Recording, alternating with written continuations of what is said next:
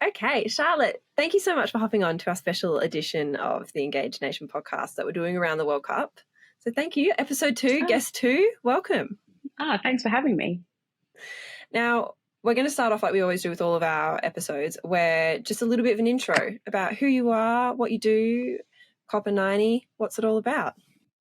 Cool. So hi, I'm Charlotte. I head up women's football at Copper 90. We are a fan-first media brand where essentially we make football mean more to fans. We do that through storytelling because we really believe that stories is what make people care about what they didn't know that they cared about. Whereas a lot of media focuses on the 90 minutes on the pitch, we're all about telling the stories off the pitch to make those 90 minutes matter. We've got quite a unique setup in terms of my job in women's football. We don't have a women's football team. You are looking at her, but that is very deliberate because actually everyone across the business is extremely knowledgeable on women's football, and it means that we don't sort of have a segregated team. And all of the great insight, creative and like brilliant minds all get to work on women's football. So I guess my job is, captain of the ship, steering women's football, whether it's helping us understand more about women's football fans and how to engage with them, liaising with our editorial team and how to make great content that entertains women's football fans. And then I guess my main focus is more commercial in terms of how can we work with brands to help them engage with women's football audience. Perfect. And then I know we talked about it yesterday, but what have you got in the pipeline for the Women's World Cup? I know that there is plenty going on for you. What have you got going on? Well, we have a lot of exciting brand work, which I won't talk about too much because I don't know how much of it is going to be live by the time this goes out, but definitely keep an eye on our channels for some of our partners doing some really exciting things, not just on the ground in Australia, but we've got a brand that's following watch parties out in America and seeing like what the fan scene's like over there around the World Cup. We've got some wicked athlete stories. We're working with some official partners. So yeah, we've got some really exciting stuff that we're doing with brands. And then for our own editorial, we've got 3 or 4 main pillars of what we're doing. So obviously we're going to be out there on the ground. So we have a women's football format called Goals Talk, where we've got one of our hosts, Rihanna, who landed yesterday, which is super exciting. And she's going to be doing some daily vlogs, day in the life of, which is very cool. She's got a bit behind the scenes access. So she's going to be bottling up all that World Cup energy, bringing it back to us.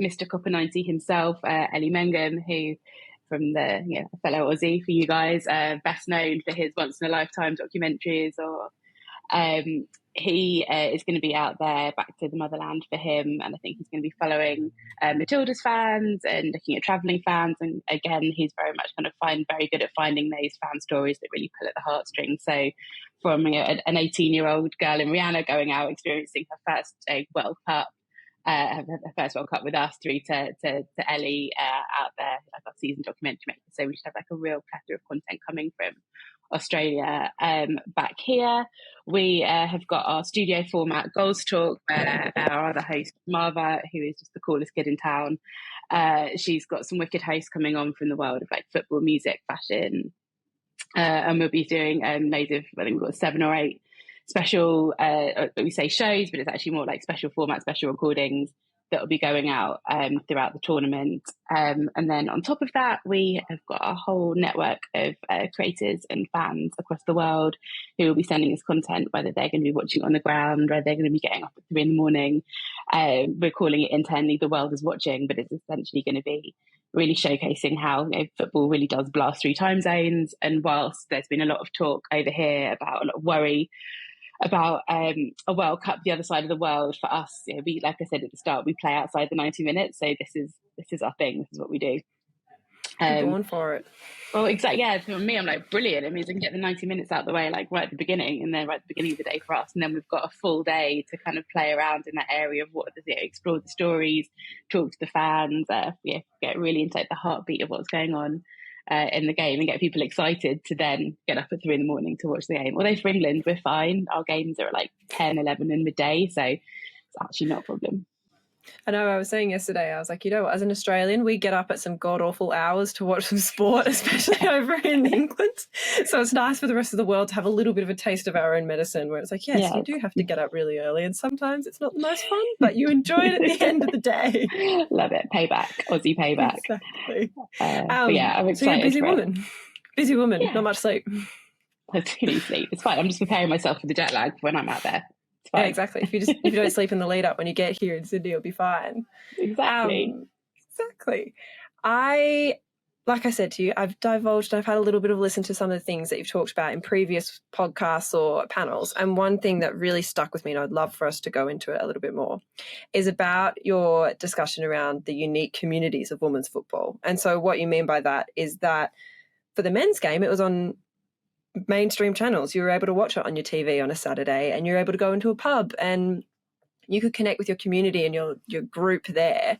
But women, that wasn't a thing until probably quite recently, and it's still quite new. So those communities for women's football were made outside of those traditional channels, and therefore those people that would like to really interact with them need to understand that and really interact with the unique communities and how they were formed. I mean, you pretty much said it all. It's exactly what it is. And what really excites me about women's football, I've worked in the men's game for a very long time. It's only the last 4 or 5 years that I've gone over to work on the women's game.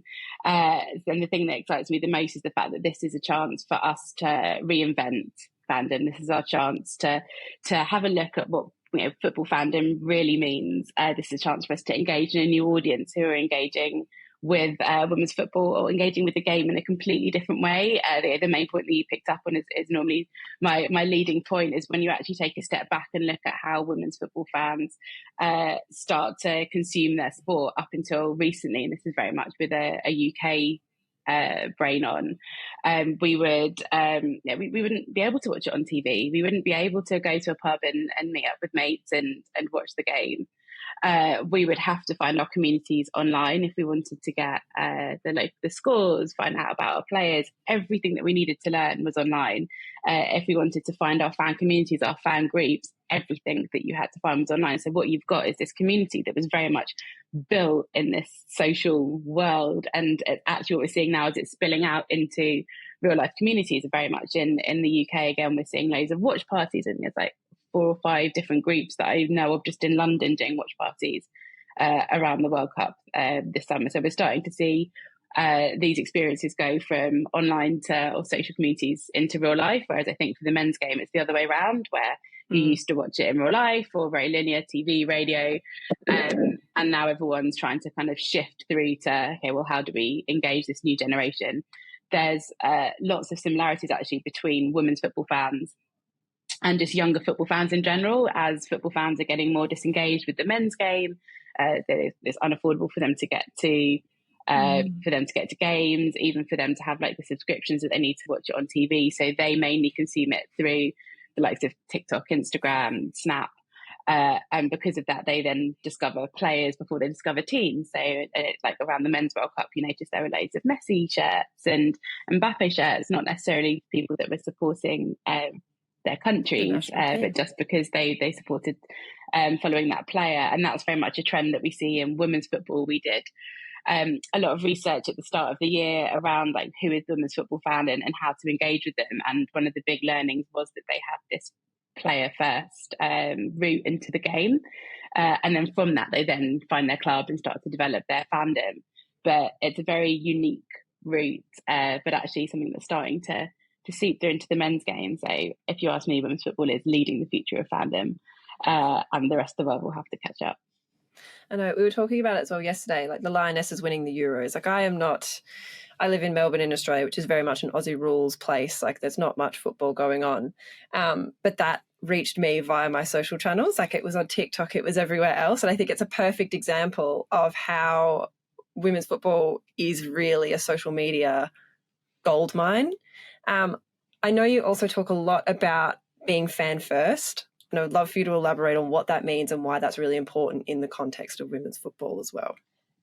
Yeah, I think, it's been a big subject of debate at the moment. I think what's really taking a step back for the moment is the fact that the conversation around women's football has had another significant change in terms of the conversation around it. So I think maybe as little as 5 years ago, it was all around being a good cause. It's a good cause. You should encourage more girls to play. I always say like it's a really bad thing, but it's not a bad thing. Of course, you want to encourage more girls to play, but actually, that's not going to bring in the big investment. So there's a big seismic shift from a good cause to great entertainment, which is brilliant, and a lot of brands jumped on board with that. And you sort of get some, see some epic creatives that are out there. I don't know if you've seen like the latest like Nike US national team one, which is just insane. That conversation has shifted from good cause to good entertainment, but now it's shifting again from good entertainment to smart investment. And this is where I think going back to the point around needing to be fan first is really important, because a lot of the conversations at the moment are around what products can we create, what can we do, but no one's really coming at it from that fan first point of view, really exploring who these women's football fans are. The UEFA report, their business case for women's football after the Euros that they released, stated that 1 in 3 new fans to women's football were new to football. So that's a third of an audience who they don't have the habits. So it's huge. It's such a huge growth opportunity, because you can grow with that. If this is a chance not to reach an existing football audience, this is a chance to reach a whole new audience. But they don't have the routines, their teams, their family history of I support so and so because my parents did or because my family did. These are completely new fans who are engaging with the game in completely different ways. And we're all learning as we go along, so we have to have that constant engagement with fans. We have to keep talking to them. We have to keep looking, listening, learning around how are they engaging with their sport. What are their other passions? At Copper90, we talk a lot about sitting at the cross section of football and culture and calling it Football Plus. But we call that Football Plus. Where we sit at this cross section of football and culture, and it's Football Plus music, Football Plus fashion, and how can we use these subcultures to invite new fans into the game? How can we reach new fans who would normally think that football's not a place for them, or it just wasn't up on their radar? And then use that as a way to engage with them in completely unique and different ways. But I think we have to go fan first, because it's the fans who drove the growth of the game to where it is now, without a shadow of a doubt. So we have to look to them first and not try and shoehorn or copy and paste what we've done in the men's game and treat them the same. So I think even with fans of the men's game follow women's football differently. There's not the same. Right? My biggest pet hate is the expectation of rivalries that come across from the men's game to be replicated in the women. So take my household for example. I am a Spurs fan. My husband is Arsenal. It's a whole other podcast subject. And we are fierce rivals in the men's game, but in the women's game, I really appreciate what Arsenal women do as a club. And actually growing up in North London, they were the only kind of big women's football club. So they were the ones investing it from day one. So of course I'm going to have more of an affinity to them. Then from an Arsenal point of view, when Jordan Nobbs went to Aston Villa, there was nothing but kind wishes from the Arsenal fans, the fact that she's gone, because they knew that it would get her the game time to get her the ticket that she's now got on the plane to Australia. So even men's football fans follow women's football in a very different way, and it means different things to them. And I think you have to really understand the nuances of that and able to engage with them in a unique, properly way. Yeah. So what is key then in, like you mentioned, embracing those nuances and embracing the sort of the uniqueness of those communities that we're sort of talking about? What, in a brand perspective, or anyone who wants to engage with the women's game, what is really key to understanding how it operates, how it works? God, that's a big question, isn't it? It's a big question. You know what? I think my main answer to that is like be human and understand, like listen. I said before, listen and learn. Don't kind of swoop in with your cape thinking that you are saving women's football. Women's football fans don't like that. Talk to football as football, and kind of almost to go back on myself. Yes, absolutely. Pairing up with the likes of fashion, music, culture is a brilliant way in, but you don't necessarily have to, that doesn't mean you have to dumb it down. Football is still football. Still talk about the players as pro athletes, still analyze the game. We are still football fans. There are things that are still very the same. We still want stats. We still want experiences. We still want to feel like we're in the know, we're part of the game. So yes, we are still fans of football, but how we consume all that is very, very different. And I think that's where you need to be clever. And I think we're all still learning. We're all still growing. This is a fan base that is growing at a record speed. And as new fans come into the game, engaging in different ways, we have to look at, we have to stop and talk to them, listen and see what they're doing. But yeah, I think my main piece of advice would be look at it from both ways. That's still football at the core. You still need to treat it like a proper game. You still need to give it the credit that it deserves. But how you deliver that, how you engage, how you entertain, how you talk to fans, that's where you can start to be a bit different and playful and think outside of the box in terms of how you work with social media platforms, how you work with content creators, how you work with athletes, how you help them tell their stories.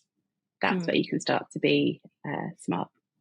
And then I keep saying, so we did have our pre-show chat, but I know that you were obviously at that historic Euros win with the Lionesses, which was it just over 12 months ago? Just under, around about 12 months ago. Yeah, coming up to this time. My memories that keep popping up on my phone are like, this time last year you were at this match. Like, that was amazing. Coming up to a year ago. Yeah. How have you seen that just change everything that you operate and work around? Because everyone talks about it as being a really big moment, just like how this World Cup is really poised to be a really big moment for the women's game. But for you, what was that like? Like the world woke up. I know, we saw it coming, right? It wasn't a surprise. I remember 6 years ago working for the English FA, literally begging brands to come and spend money with us around women's football. And 5-6 years isn't that big a time. Not that much time has gone past. Then be working, we worked with the likes of EA Sports, Pepsi, Sports Direct. We were working with some of the biggest brands before the Euro. So we knew that was coming. But I think to me the impact was that sort of wider community. It was the going out for a beer with my uncle who never gave it women's football any notice and then was asking me who Risso was playing for. It was that kind of breakthrough from it being almost like an underground culture, because women's football culture has always been there. Women's football fans, it's not a new thing. We talk about it a lot like it's a new thing, but it's always been there. But it sort of has broken through into that mainstream, and it just means that my job is that much easier, because now I'm not going to women's football brands or going to brands and explaining the merits of women's football. I'm going to brands and explaining the merits of Copa 90 women's football and how Copa 90 can help you engage with women's football fans. So on a personal note, it's been great to kind of have that shift to not have to do the kind of wider sell of this is why women's football is great. We know that it's here. We can park that conversation. We know that it's on a growth trajectory. We know that if you don't come on board now, we'll get left behind. Brilliant. Now we're in the fun bit. Now we can start to explore how to engage fans. Like, what's the fun stuff? How can we help you do that? And it kind of turns my job more into like what a normal kind of business development role should be. Yep, perfect. Well, you've done a good segue, because now we're going to sort of talk a little bit more about the nuances of investing in women's football, because like we said, it's a different product, and that also requires a different investment strategy compared to the men's game, because that's obviously its closest counterpart. And we've also touched on in our previous chats about the new broadcast deal. It's not new anymore. It's obviously been around for a couple of years, but how that really opened up the accessibility of the game to an incredibly new audience. Because before, was it behind a paywall before? Or was it really difficult to watch the WSL? Yeah, so I'll start with that, because then that kind of segues into the kind of nuances of investing and kind of the direction that the game is going. So for anyone that isn't familiar with how the WSL used to be shown over here in the UK, it was tricky. It's probably the best. Well hidden. So it was behind a paywall, which to be fair is half of it is now. But it was with BT Sport, who probably slightly more of a slightly more of a niche broadcaster than Sky in terms of what the rights that they have. So even as a men's football fan, you would probably only subscribe to them if you had Champions League, because if your team was in the Champions League, because that was sort of their USP. And then on top of that, the sort of scheduling was, once in a blue moon, if it happened to rain on a Thursday, then maybe we'd get a game. So there was no appointment to view. There was no repetition. You didn't know when the next game was going to be on. Before that, the WSL used to be played in the summer. So you would have like an FA Cup final in the summer. It was bizarre. But it's moved on. So when Sky and BBC had their real historic deal to really level up the WSL, it was around the same time as the WSL rebrand.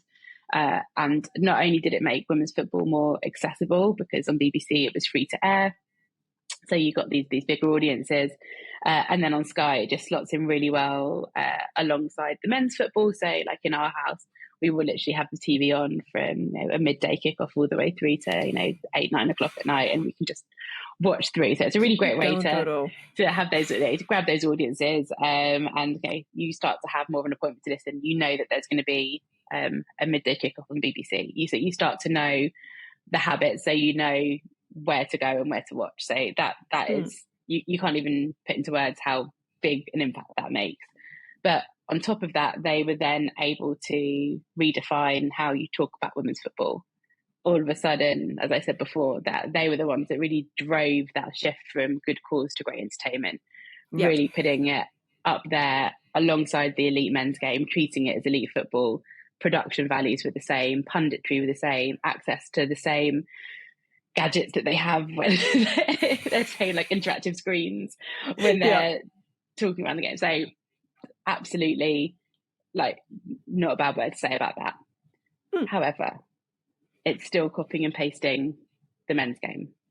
We are still talking broadcast rights. We're talking about how can we use our initiative, how can we be really innovative around the new rights that are up for renewal at the moment, and the discussion at the moment is around getting rid of the 3 o'clock blackout window. So again, for anyone not based in the UK, we have a very odd, antiquated rule that means that we're not allowed to broadcast any football games at 3 o'clock, because 3 o'clock is the standard kickoff time for all football games. It then gets moved early or later, depending on who's got the TV rights for the game. But the idea being that you want to keep most games at the same time and off TV so that people go to the games. But we've moved on since then. And also, if you want to see the highlights. It's been a little while. Yeah, but also, how fans consume football content has changed. I don't need to watch, if there's a 3 o'clock game, if my team are playing at 3 o'clock, I don't need to be at the game to see the highlights. The second a goal's scored, I can see it on my highlights on my phone anyway. So you're not, the experience isn't really there anyway. That's the sort of big, that's the big thing that we're doing, one of the big conversations around the women's game at the moment. But in my opinion, 3 o'clock kickoff wasn't really a thing in women's football, so I don't really mind if we're showing a 3 o'clock game or not, because if I'm going to go to a game, I'm going to go to a game, and also if I don't go to a game, I'm still going to be able to watch it on the FA player or in a different way. So I think we're kind of looking to innovate in the wrong places. So as you've obviously heard me talk a few times, and anyone that's listened to me on a podcast before would have heard me wax lyrical about the Burnley Women TikTok partnership. So sorry if I am repeating to anyone that's heard me talk before, but it really is excellent because they've done something completely different and unique. So for anyone that doesn't know about it, they sponsor both the men's and the women's team. But how they activate their women's partnership is completely different.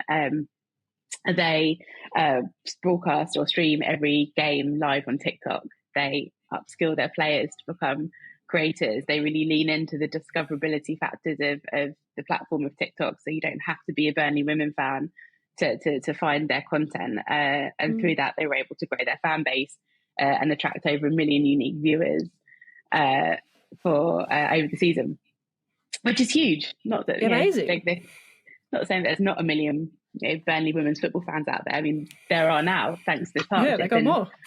What they've done is they've looked at how do women's football fans engage with their sport, how do this kind of younger Gen Z generation engage with football, and really lent into that and been able to create something that's truly unique. So I think that when it comes to investing in the women's game and the ways that we think about that, is I think we all know we have to do something different. We all know that women's football is its own product, but I think that has to be led, going back to what I was saying before, with that fan first view.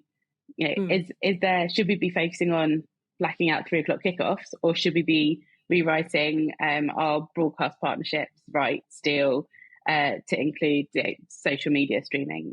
Again, with the WSL, they stream every game on the FA player, which is great for the access. But I think even the FA would, hand on heart, agree that it's not necessarily the best quality of broadcasting, because it is just literally a camera, and every now and again a cloth will come out and wipe away the raindrops, and you don't have the full. You've done, on one hand, you've done such a brilliant job in highlighting the quality of the product and the quality of everything around the product, right? That's what makes it so special.